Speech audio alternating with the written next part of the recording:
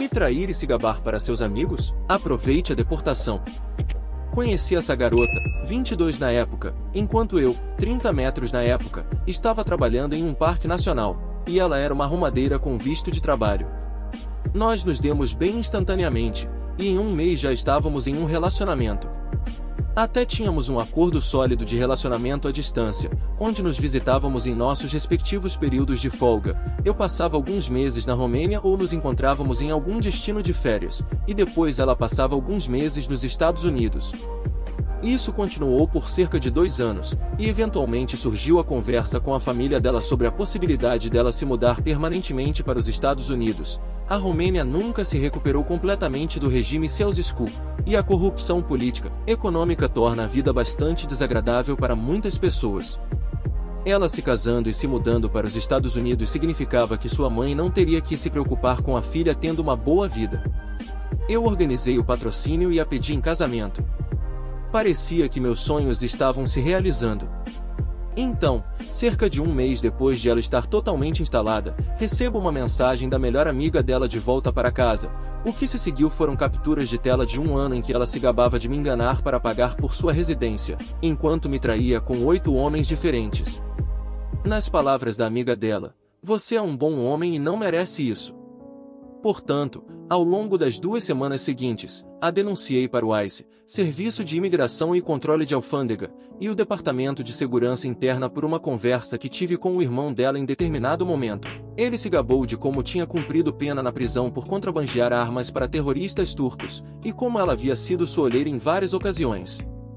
Como você pode imaginar, nos dias da guerra ao terror, isso não foi levado levianamente. Ela foi imediatamente presa, deportada e colocada em uma lista de observação permanente de terrorismo sem entrada nos Estados Unidos. Quer se aproveitar de mim e me trair? Divirta-se nunca mais podendo voltar aos Estados Unidos. História de vingança militar. Isso foi em 2013, quando eu estava baseado na Holanda, Marine britânico para contexto. Eu estava casado com minha esposa há pouco mais de 18 meses quando fui enviado para o Afeganistão. Minha esposa tinha um emprego na delegação britânica na base e conhecia praticamente todos os britânicos e seus maridos e esposas.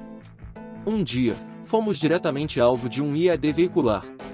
Agora, embora não fosse incomum haver uma ameaça às forças da coalizão em geral, ser alvo direto parecia mais pessoal por razões óbvias. Foi também nesse dia que descobri que um cara da RAF de volta à Holanda havia tentado algo com minha esposa. Eu o encontrei no Facebook. Ainda me sentindo bastante afetado pelo fato de ter tentado me explodir, mandei a ele uma mensagem mais ou menos assim: "Se você se aproximar da senhora von Scranhamer novamente, vou colocar vidro na sua garganta da próxima vez que eu te ver."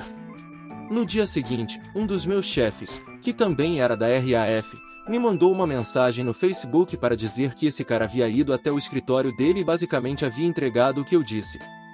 Ele me deu um aviso amigo de que esse cara poderia ter ido até a polícia militar e me denunciado. Eu não tinha ideia do que poderia ter acontecido, mas reconheci o aviso e disse que não aconteceria de novo. Meu chefe me apoiou e realmente disse a ele para se controlar. Avançando para quando eu voltei do Afeganistão. Alguns dias se passaram e eu estava começando a me acostumar com uma vida normal novamente. Minha esposa trouxe à tona, depois de explicar que não mencionou na época devido à minha reação da primeira vez, que um sargento-mor do exército tentou enviar uma mensagem para ela pelo Facebook. Ele disse a ela que ela era bonita e queria o número dela. Ela o bloqueou imediatamente. Eu fiquei muito chateado, para dizer o mínimo, mas entendi por que ela guardou isso até eu estar de volta ao solo doméstico. No dia seguinte, fui até nosso departamento e falei com meu outro chefe, um capitão do exército. Eu contei a ele o que aconteceu e ele disse: "Deixe comigo." Basicamente, ele teve uma conversa com ele e nada aconteceu. Eu me senti desanimado e ainda mais chateado. Isso foi até nosso oficial militar sênior entrar em nosso departamento. Ele me recebeu de volta e perguntou como foi minha missão. Ainda irritado, eu disse: "Foi boa, senhor." Com exceção do sargento-mor idiota tentando se aproximar da minha esposa. Ele ficou, compreensivelmente, um pouco chocado. Cerca de 1 hora depois, ele me enviou um e-mail dizendo que sente a necessidade de tomar uma atitude oficial sobre isso. Algo que eu havia esquecido era que o coronel e o sargento-mor pertencem ao mesmo regimento, então ter um de seus próprios agindo assim claramente o impactou. Eu contei a ele toda a história e forneci capturas de tela do que o sargento-mor idiota havia dito à senhora von der Leyen Skranhammer. Para que isso se tornasse oficial, minha esposa teria que fornecer uma declaração.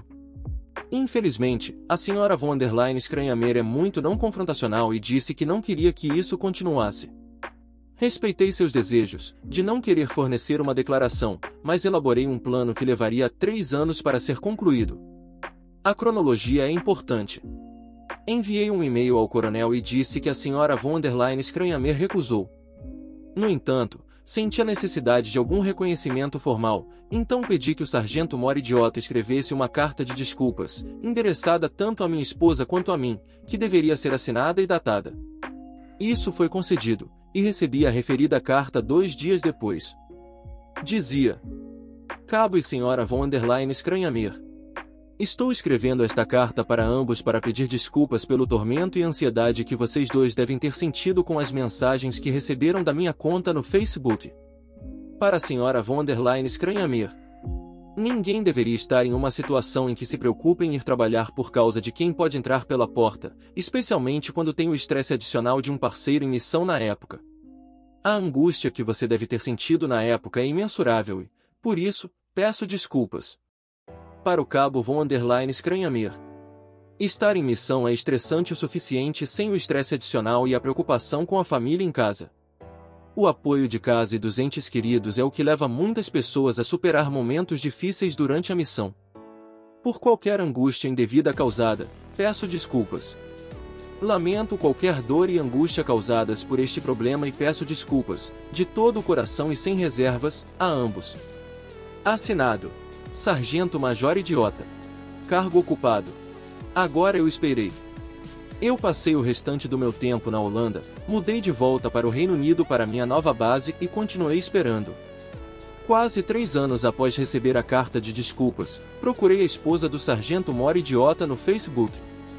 Eu soube o tempo todo que ele era casado, sua esposa morava no Reino Unido, e que ele rotineiramente tentava traí-la. Enviei a ela a mesma captura de tela que enviei ao coronel. Além disso, antes de deixar a Holanda, imprimi os e-mails entre o coronel e eu, onde solicitei a carta de desculpas, ocultando os detalhes do coronel, e enviei as imagens disso. E então, por último, enviei uma foto da carta de desculpas, assinada e datada pelo marido dela, admitindo o que ele havia feito. Assim que vi que ela leu, a bloqueei, bloqueando também o sargento-mor idiota e todos os amigos dele que também estiveram na Holanda ao mesmo tempo. Por que 3 anos? Lembro-me de ele dizer, antes de se transformar em um idiota e tentar algo com minha esposa, que tinha apenas 3 anos de serviço restantes. Se meu timing estivesse correto, ele estava a meses de completar seus 22 anos e receber uma aposentadoria muito boa. Se a esposa decidisse prosseguir com o divórcio, ela levaria metade dessa aposentadoria, o que o prejudicaria essencialmente pelo resto da vida.